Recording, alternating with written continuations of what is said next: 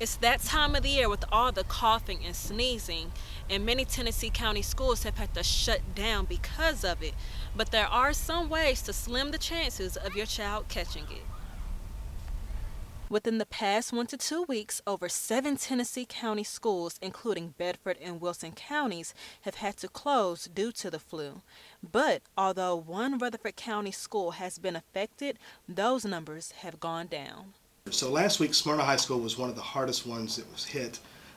They had at one point 85% attendance rate, which, like I said, 95 is about normal. So they were about 10% lower than normal. Then they also had a number of teachers out for a couple days, about 30 teachers.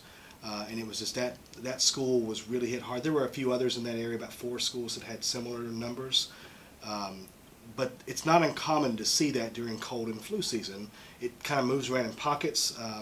What we monitor from the district level is how widespread is this? Is it just one school or 2 schools, or is it affecting multiple schools? And that's when we start asking the question about should we close down. Though many children are catching the bug, according to health officials, it's not too late to prevent it from happening.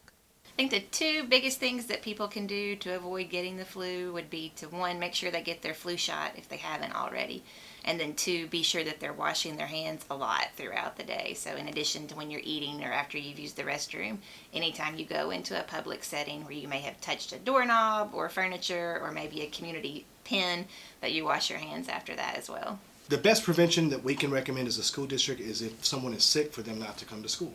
So if a child's sick and has the flu or a stomach bug or any of those things, or an employee, we tell them to stay home. That's the best way we can keep from spreading it at school. We also, of course, have our custodians who work, every day to clean the school so that germs and things like that can be cleaned up. If you haven't already received your flu shot, CVS Pharmacy is providing free flu shots for those who are covered with health insurance. This is Lauren Frederick reporting with NT10 News.